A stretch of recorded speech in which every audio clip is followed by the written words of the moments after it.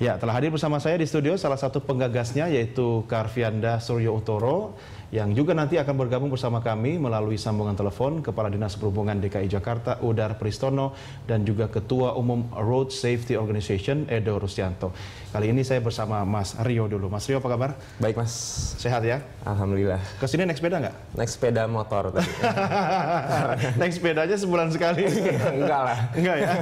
Ini apa maksudnya gerakan Indonesia Critical Mass ini? Ini bukan partai politik baru kan? Bukan, nggak ada hubungannya sama politik sama sekali. Kenapa? Anda kecewa terhadap pengguna sepeda yang tidak diberikan tempat yang layak di Jakarta atau?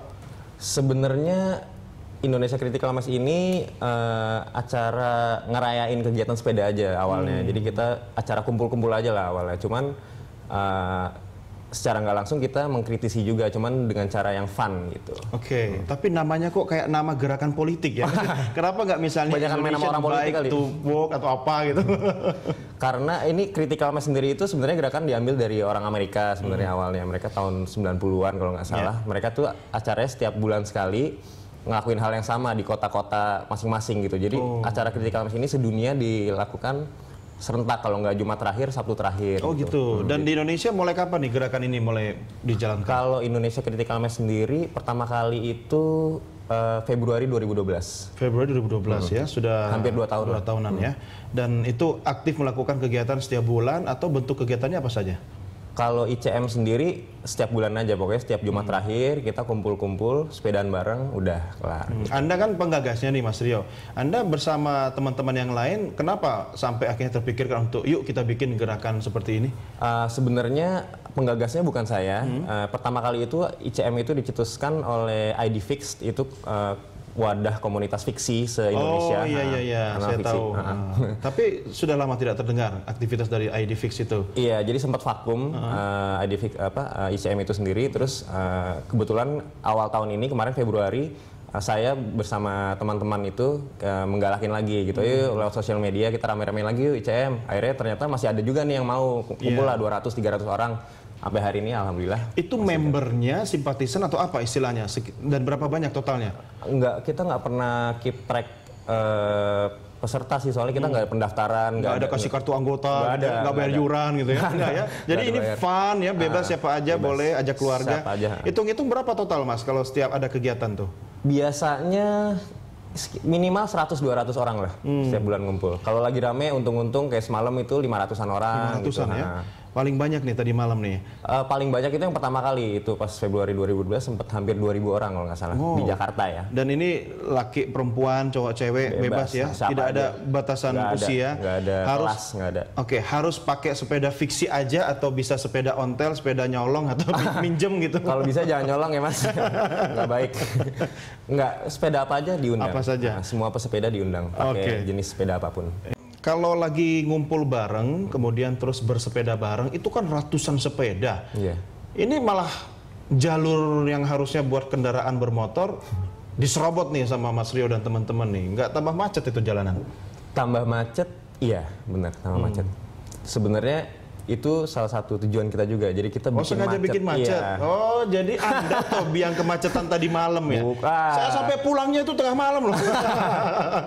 Aturan naik sepeda aja, kita nggak punya sepeda Mas. Belilah. Iya, memang penting beli sepeda. Dan sekarang kan sepeda itu bermacam-macam. Tadi Mas Rio katakan tidak harus sejenis tertentu gitu kan. Tapi apakah ada pengaruhnya kalau misalnya teman-teman menggunakan jenis tertentu sama yang model-model sudah klasik atau lama itu? Jangan-jangan nanti tidak bisa terkejar oleh rombongan atau gimana? Nah itu dia, itu salah satu tantangan ICM juga sih ya. Soalnya kan emang acara ini dicetusin sama anak-anak fiksi. Anak-anak fiksi itu doyannya kebut-kebutan. Dan sempet dimana kita beberapa bulan yang lalu sempat ada masalah di mana anak-anak fiksi ninggalin yang lain gitu. Jadi tapi itu jadi tantangan aja sih, gimana caranya kita biar bisa mengatur rombongan gitu. Iya, harusnya memang disediakan jalur khusus ya. Tapi di Jakarta cuma ada di Melawai 1,5 km, itu juga di Kanal Banjir Timur 6,7 km, lebih banyak dipakai sama motor malah sekarang. Apa yang sudah dilakukan oleh teman-teman pesepeda ini sehingga jalur nanti apakah harus menggunakan jalur sepeda yang cuma 1,5 kilo itu atau jalur-jalur umum lainnya, resikonya pasti juga banyak Mas. Iya. Gimana nih? Ya kita gimana ya, kita sebagai pengguna sepeda di Jakarta itu nggak bisa nungguin pemerintah untuk ngasih kita jalur sepeda juga karena capek juga kita tungguin kan. Makanya kita ngelakuin aksi-aksi seperti contohnya Indonesia Critical Mass dan juga banyak teman-teman dari organisasi lain juga kayak misalnya Bike to Work bikin kampanye-kampanye yang mungkin lebih ke ningkatin awareness akan sepeda sendiri. Pernah dibahas nggak sih soal pembuatan jalur sepeda khusus ini? Kalau dari kita sendiri sih nggak pernah ya, cuman dari komunitas lain kayaknya banyak deh, udah sering banget dan dibahas. Memang sangat bergantung pada pemerintah ya. Ini di layar sekarang kita punya grafik nih tentang jalur sepeda di Jakarta. Memang yang paling panjang itu Mas Rio 6,7 km yang BKT, ada di Kanal Banjir Timur kan, Duren Sawit. Tapi juga banyak yang komplain di sana ketika warga menggunakan sepeda disalip sama motor. Nah, harusnya ada peraturan khusus kah terkait dengan pesepeda ini? Harusnya ada sih jelas ya, dan kayaknya udah ada deh. Cuman orang tetap aja namanya orang naik motor ya kan, nyari celah aja gitu. Walaupun sampai sekarang akhirnya dikasih pagar, jadi ada jam-jamnya gitu. Kalau pagi dibuka, kalau udah mulai siang sore ditutup. Tapi malah pagar itu nyusahin orang sepeda juga karena kita malah harus ngangkat sepedanya gitu. Jadi serba salah gitu. Iya. Emangnya ada ini Mas, ketentuan khusus kalau misalnya Anda naik sepeda, pesepeda itu butuh jalur yang seperti apa sih? Pesepeda kalau idealnya sih sebenarnya ya, kalau kita ngeliat dari teman-teman di luar itu benar-benar jalur yang steril gitu, bahkan steril dari pejalan kaki. Jadi memang khusus buat pesepeda. Yang ukurannya, lebarnya berapa? Kalau nggak salah itu 1,5 meter ya, kalau nggak salah satu jalur ya. Saya kurang tahu tepatnya. Cuman ya kayak yang di BKT itu sebenarnya udah cukup. Udah memadai ya. Sangat jadi memadai. Bisa 2 sepeda berjejer sekaligus ya.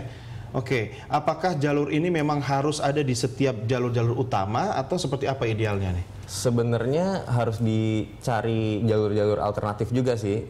Jalur alternatif yang motong-motong khusus untuk sepeda aja gitu. Cuman kan kalau di Jakarta udah terlalu padat ya. Udah susah Mas. Masalahnya jangankan jalur sepeda, jalur kendaraan bermotor aja mau dilebarin ke kiri mentok, ke kanan mentok, akhirnya ke atas gitu kan. Kalau nggak ngorbanin perumahan warga nanti. Jalan kaki aja susah. Iya. Apa yang dilakukan oleh teman-teman dari Indonesia dan Critical Mass ini kemudian dengan menggalang komunitas-komunitas lain sehingga ya setidaknya ada kritik bagi pemerintah atau masyarakat juga untuk mendukung kegiatan bersepeda ini?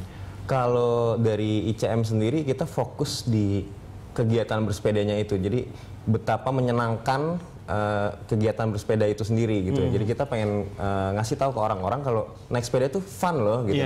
Dan kalau saya yakin fun sambil lap keringet gitu. Nah iya, sambil nggak apa-apa lah, dikit bawa ketek dikit gitu. Kalau ke kantor naik sepeda harus bawa perlengkapan mandi. Nah, atau enggak bawa mandinya di kantor. Atau enggak minimal ya bawa anduk lah. Iya. Ada peningkatan nggak dari tahun-tahun sebelumnya? Katakanlah sejak hampir 2 tahun gerakan ini berjalan, respon dari teman-teman yang ikut gabung dalam kegiatan? Alhamdulillah sih setiap bulan itu saya ngelihat muka-muka baru ya, selalu kayak misalnya ada anak-anak SMP, bahkan anak waktu itu paling muda sempat kalau nggak salah 12 tahun apa 13 tahun ikut gitu. Jadi sama saya ya. Nggak beda jauh lah, nggak beda jauh. Mereka bayar nggak sih iuran atau apa? Nggak bayar sama sekali. Semuanya free.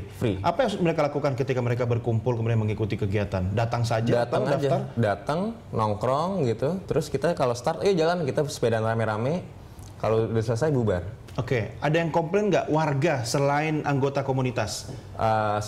Kita sempat sama biasanya sih kelasnya sama pengguna kendaraan bermotor ya. Nah, gimana mereka komplainnya? Langsung ke Mas Rio atau? Komplainnya biasanya di jalan ketika kita lagi konvoy. Langsung? Langsung. Ini ada gesekan dong antara pesepeda dengan pengendara sepeda motor? Sempat ada beberapa kali sih. Untung tadi malam kita nggak ketemu ya. Untung ya? Oh, saya nggak marah. Istri saya ngomel. Iya sih. Mau buru-buru nih, keburu selnya tutup gitu kan. Oke Mas. Ya pemirsa, saat ini saya juga sudah berhubungan melalui sambungan telepon dengan Mas Edo Rusyanto, Ketua Umum Road Safety Organization. Mas Edo.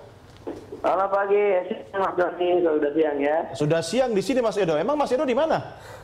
Saya sedang di pabrik Energizer, yaitu pabrik batu baterai. Di sini ada 100 pekerja pabrik yang sedang kita sebutnya adalah edukasi keselamatan jalan, khususnya bagi para pengguna roda 2, karena para pekerja pabrik ini mereka terutama ujung tombaknya mereka menggunakan sepeda motor untuk dari rumah ke pabrik dan dari pabrik ke rumah atau dari pabrik ke wilayah pemasaran mereka. Jadi gitu Mas Doni, ada 100 para pekerja pabrik. Sekarang mereka selain diedukasi untuk sosialisasi mengenai kan segitiga RSA, yaitu gerakan untuk meningkatkan atau mengurangi fatalitas dengan cara mentaati aturan, perilaku dan keterampilan berkendara. Situasinya sekarang masih di pabrik nih Mas Doni. Waduh, kebenaran sekali nih Mas Edo. Saya bareng Mas Rio juga di studio dari Gerakan Indonesia Critical Mass. Ini kan kita bicara penting banget nih kalau bersepeda, khususnya ada jalur khusus pesepeda.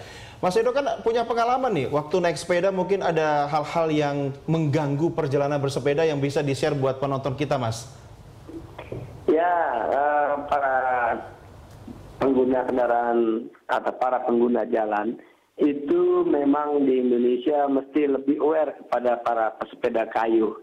Untuk catatan saja, bagi Badan Kesehatan Dunia atau WHO, 2 yang masuk dalam kategori rentan dalam kecelakaan lalu lintas jalan adalah para pengguna sepeda motor dan para pesepeda kayu. Itu di WHO. Tapi kalau di Indonesia, selain pesepeda motor dan pesepeda kayu, para pejalan kaki juga salah satu kelompok yang rentan terlibat kecelakaan lalu lintas jalan. Nah, kalau Mas Doni tanyakan bahwasanya bagaimana pengalamannya bersepeda dan lalu lintas jalan di Indonesia, khususnya Jakarta, memang tampaknya harus lebih serius lagi untuk dan memilih bagi para penanggung jawab stakeholder keselamatan jalan, khususnya untuk jalan berkeselamatan, yaitu Dinas Pekerjaan Umum, memberikan batas atau memberikan fasilitas khusus bagi pesepeda sebagai amanat Undang-Undang Nomor 22 tahun 2009 tentang lalu lintas dan angkutan jalan, itu untuk memproteksi benturan antara vehicle motoris dengan vehicle non motoris. Nah, vehicle non motoris itu salah satunya pesepeda kayu, mestinya memang memiliki ruang khusus seperti contohnya di jalur BKT ya, dan di Melawai sana. Ya, tapi kan cuma 1,5 km aja, Mas. Jaraknya masih sangat kurang sekali. Halo Mas Doni. Iya, Mas Edo, ini sebenarnya kan kita masih butuh jalur sepeda yang panjang ya. Idealnya kalau untuk Jakarta, Mas Edo, kira-kira kita masih butuh berapa kilometer lagi sih, Mas? Nah, kalau itu kita tentunya harus melihat kebutuhan atau ruangnya ya, Mas ya. Kalau panjang jalan Jakarta kita tahu, kemudian fasilitas itu mestinya disesuaikan dengan kebutuhan dari publik itu sendiri. Kalau tentang panjangnya mungkin saya belum punya data valid berapa panjang, namun untuk contohnya misalnya di kawasan pusat bisnis atau pusat perkantoran, ataupun di lingkungan sekolah dan dunia pendidikan, itu merupakan satu area-area yang bagi kami itu merupakan prioritas, memberikan ruang khusus bagi para pesepeda, tidak saja infrastrukturnya untuk melindungi dari kecelakaan jalan, namun juga infrastruktur ketika di lokasi, misalnya lokasi parkirnya, itu juga perlu diperhatikan dengan serius. Namun kami di Road Safety Association Indonesia fokus kepada bagaimana melindungi pengguna pesepeda atau pesepeda kayu saat di jalan raya.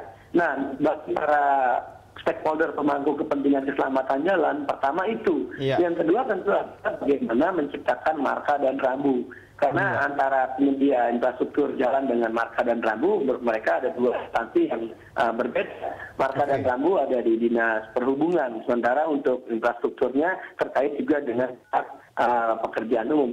Tapi yang paling pokok juga adalah penegakan hukumnya. Ya, law enforcement-nya. Penanggung jawab keselamatan jalan di bidang penegakan hukum juga mampu melindungi, memberi rahmat pada sepeda kayu ketika di jalan. Yang terakhir tentu saja dan sangat penting adalah para pengguna jalan itu sendiri.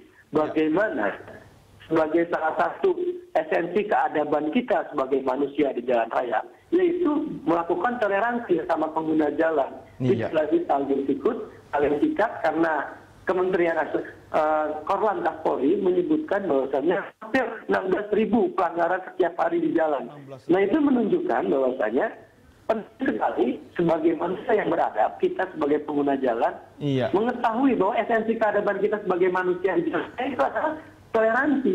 Nah, Mas Edo, kalau 4 elemen tadi, bagaimana pengguna jalan yang toleran, stakeholder yang sesuai dengan tugas dan fungsinya melindungi para pengguna jalan, khususnya pesepeda kayu, mudah-mudahan apa yang kita harapkan bersama, jalan yang lebih humanis itu lebih tercipta. Khususnya konteks sekarang adalah para stakeholder pemangku keselamatan jalan, Anda sesuai dengan tugas dan fungsinya menyediakan fasilitas infrastruktur jalan, karena itu sudah termaktub di dalam undang-undang. Baik, Mas Edo. Tahun 2009, negara wajib memberikan fasilitas infrastruktur bagi pesepeda kayu. Iya, Mas Edo, ini ternyata memang sudah ada regulasi yang harus dipatuhi. Tapi saya ke Mas Rio dulu sebentar. Mas Edo nanti kasih komentar ya. Mas Rio, kalau sekarang ini teman-teman dalam komunitas kemudian berkumpul, kemudian naik sepeda, perlengkapan untuk safety-nya gimana? Apa saja yang disiapin? Kita menggalakkan semua pesepeda itu sangat menyarankan untuk pakai helm ini, Mas. Helm sepeda kan, bukan sepeda. helm buat bebas sih proyek atau motor. Bebas sebenarnya, cuman itu satu helm. Terus kemudian kalau malam itu pakai lampu-lampu biar supaya kelihatan sama orang lain, pengguna kendaraan lain gitu. Nah ini Mas Edo harus dikomentari nih, Mas Edo. Peralatan standar minimum untuk pesepeda agar keselamatan terjamin itu apa saja, Mas? Ya, yang paling atas tadi seperti Mas Rio bilang bahwa APD ya, APD itu alat perlindungan diri berupa helm khusus bagi para pesepeda. Selain itu tentunya kita juga berharap bagian dari keselamatan berkendara yang sangat sekali mendasar yaitu lihat dan melihat. Nah, bagian dari terlihat itu adalah diantaranya menggunakan misalnya lampu yang memberikan isyarat itu adalah sepeda kayu pada saat malam hari. Kemudian juga mungkin ada alat berpendar yang bisa ditaruh misalnya di tas, kalau dia bawa tas punggung, atau di bagian sepeda tertentu yang jika terkena cahaya maka dia akan memantul sehingga mudah terlihat oleh pengguna jalan yang lain. Kalau semua itu memang sudah ada, Mas? Gampang didapatkan di toko-toko di Jakarta dan sekitarnya? Gimana Mas Doni? Kalau yang Mas Edo sebutkan tadi itu barang-barangnya mudah ditemukan kan? Ya ada itu Mas. Untuk lampu atau kalau istilah yang paling populer adalah mata kucing gitu ya, yang sebuah benda yang kalau kena cahaya dan itu banyak sekali terjual. Lampu yang memberi isyarat berwarna standar yaitu warna merah yang gelap-gelip gitu yang bisa menunjukkan bahwa ini ada pengguna jalan dari kelompok pesepeda kayu. Nah itu dua hal yang paling pokok untuk melindungi dari segi katakanlah APD, alat perlindungan diri. Tapi yang juga sangat penting itu adalah bagaimana seorang pesepeda kayunya itu juga memiliki konsentrasi dan fokus ketika dia berlalu lintas jalan. Itu paling menurut kami justru di safety association adalah paling atas, yaitu bagaimana dia berkendara untuk lebih waspada karena tahu sendiri lalu lintas dan di Indonesia itu luar biasa. Iya Mas Doni? Iya, Mas Edo sayang banget ya kita nggak bisa ketemu di studio. Kapan-kapan kita ngobrol bareng di studio atau kita bersepeda bareng ya. Siap Mas Doni. Baik, Mas Edo terima kasih sudah bergabung bersama kami di Jurnal Siang dan selamat melanjutkan aktivitas Anda. Ya pemirsa, demikian tadi obrolan saya dengan Mas Edo Rusianto, Ketua Umum Road Safety Organization. Sebelumnya saya ajak Anda untuk melihat sebuah data grafis berikut ini. Memang kalau bicara tentang jumlah jalur sepeda di Jakarta masih dirasa kurang dan rencananya Pemprov DKI Jakarta akan menambah rute-rute jalur sepeda mulai dari rute Lebak Bulus, kemudian rute Pondok Indah, rute Pakubuwono, rute Universitas Dr. Mustopo Beragama dan juga rute di Jalan Sudirman. Ya, pemirsa, terkait dengan rencana pemerintah ini kita sudah terhubung melalui sambungan telepon dengan Kepala Dinas Perhubungan Provinsi DKI Jakarta, Bapak Udar Pristono. Pak Pris, selamat bergabung di Jurnal Siang, Pak. Selamat siang, Mas Doni. Iya, apa kabar Pak Pris? Sehat? Sehat, alhamdulillah. Iya, Pak Pris, ini kapan nih rencana penambahan jalur sepeda kita, Pak, bisa direalisasikan? Ya, sebetulnya memang pertumbuhannya perlahan ya. Iya. Tapi paling tidak kita juga sudah punya jalur sepeda yang cukup baik, yaitu di pinggir Banjir Kanara. Ya, tinggal dipores-pores sedikit tuh dari pelanggaran-pelanggaran yang sering lewat sana. Iya. Juga di beberapa tempat sudah ada. Tapi memang perbaikan jalur sepeda itu, penyediaan jalur sepeda itu memang harus ada hubungannya dengan juga public transport yang kita bangun nih. Pada saat ini kan kita sedang membangun public transport angkutan umum massal yang betul-betul daya angkutnya tinggi. Hingga jalanan itu tidak terlalu penuh. Tapi kalau sekarang kita tidak membangun angkutan massal pun, nanti kendaraan itu masih penuh, tidak ada pembatasan, ya memang agak sulit menempatkan jalur sepeda. Apalagi trotoar-trotoar itu kan sudah nggak bisa digunakan. Kita pasti menggunakan tipe jalur sepeda itu yang bergabung dengan jalan raya, yang hanya dengan marka. Nah itulah kira-kira, sehingga perkembangannya memang agak lambat, tapi memang ada usaha dulu yang utama nih. Sebelum itu yaitu perbaiki angkutan umum massal kita yang sekarang sedang bergerak nih. Tahun ini saja kan bis Transjakarta itu ditambah ribuan jumlahnya ya, jadi sudah bukannya puluhan lagi tapi sudah ribuan. Mudah-mudahan di tahun 2014 ini banyak sekali perubahan-perubahan terhadap angkutan umum massal, sehingga kendaraan pribadi itu berkurang, sehingga space untuk jalur sepeda itu bisa kita kembangkan. Ya, Pak Pris, ini kalau kita hitung-hitung kurang lebih pengguna sepeda aktif yang berangkat dan pulang dari tempat kerja itu ada sekitar 7 ribuan. Tapi saya tidak tahu data resmi yang ada di lapangan. Sebenarnya kalau pengguna sepeda itu, apakah ada riset yang mungkin pernah dilakukan oleh Dinas Perhubungan? Apakah memang mereka bisa mempunyai kontribusi mengurangi kemacetan nggak sih, Pak? Ya jelas 7.000 perjalanan di Jakarta itu, inner Jakarta saja itu sekitar 20 juta. Ditambah yang ulang alik kilometer itu sekitar 6 juta, jadi hampir 26 juta ya perjalanan. Kalau sepedanya 7.000 ya sebetulnya sedikit sekali dibandingkan yang ada. Nah oleh sebab itu sebetulnya sepeda itu juga jangan melihat satu konsep saja ya, bike to work gitu. Tapi kita juga melihat sepeda itu sebagai feeder.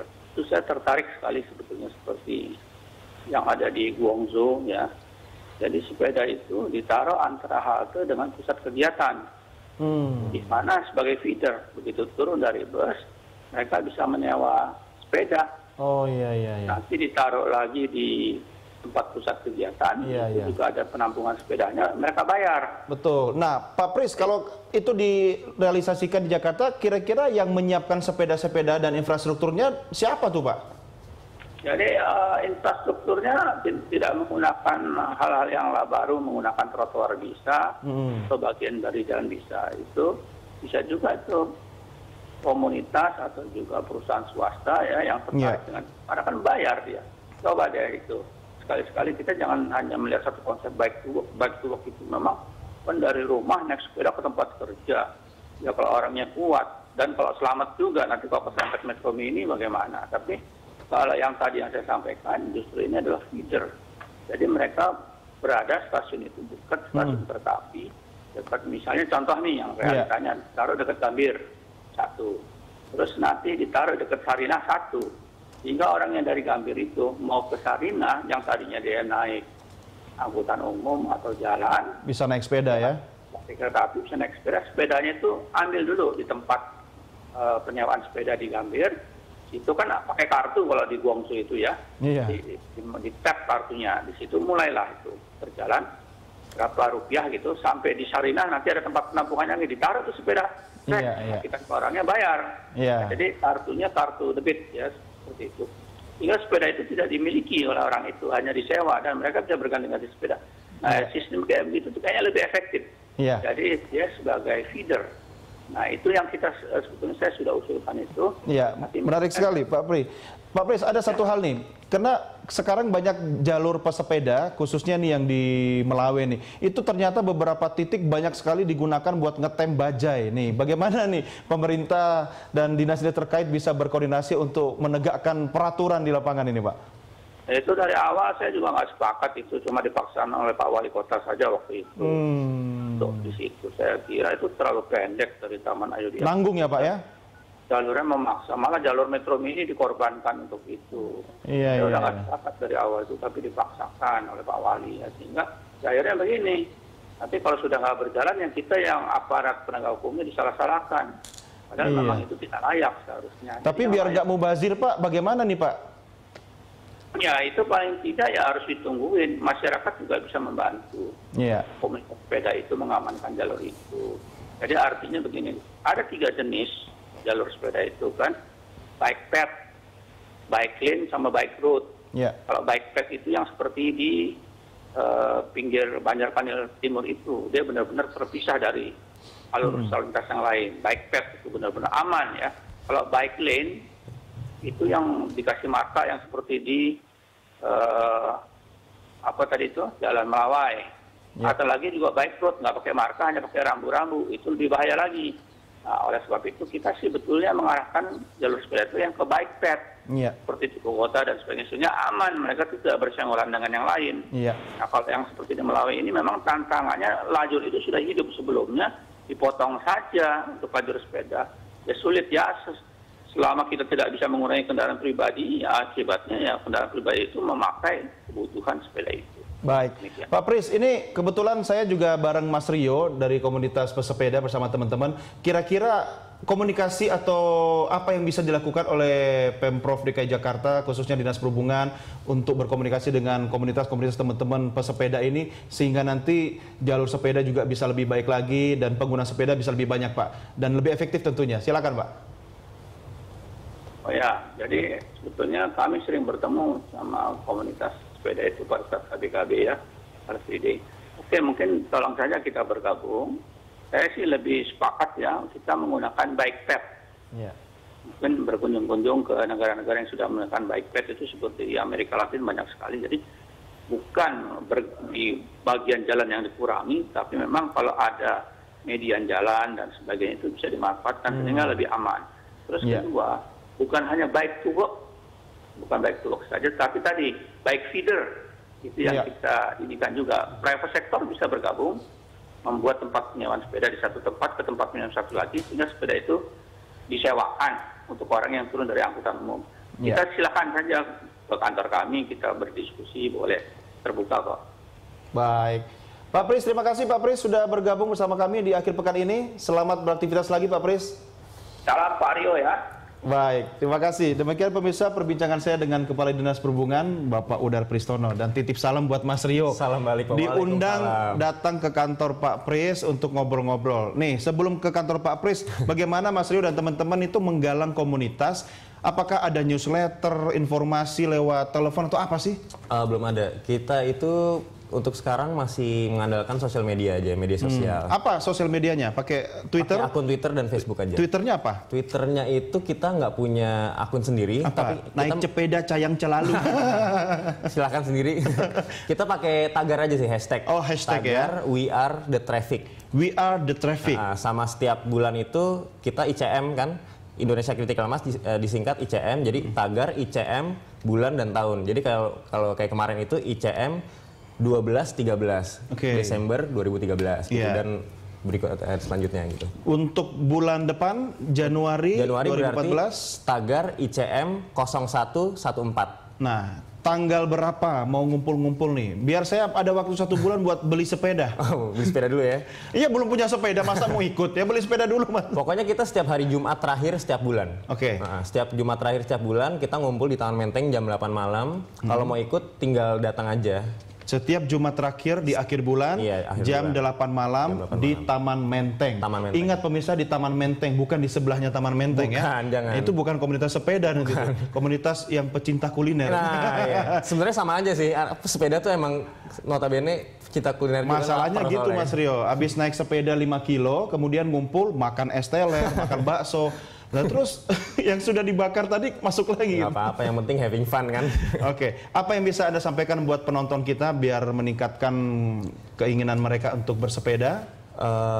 Mungkin gimana ya, kita mengundang semua orang, nggak cuma pesepeda aja untuk gabung gitu. Nggak harus ikut acara Indonesia Critical Mass sebenarnya. Sebenarnya bersepeda itu bisa sekedar cuma dari rumah ke warung aja. Kalau Indonesia kan kebiasaan dari mau ke warung aja naik motor gitu. Oh enggak, naik taksi. Naik taksi malah. Alphon Silver. Warungnya depan rumah, naik taksi.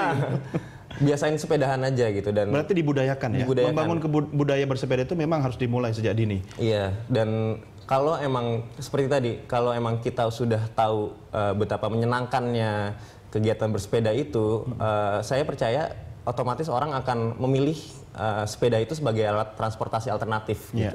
Oke Mas Rio, saya akan nanti cari di Twitter tagarnya ya. Saya beli sepeda dulu, akhir bulan depan kita ketemu lagi ya. Jam 8 malam setiap hari Jumat akhir bulan di Taman Menteng. Mas Rio, thank you. Sampai ketemu lagi dan sukses buat kegiatannya ya. Terima kasih.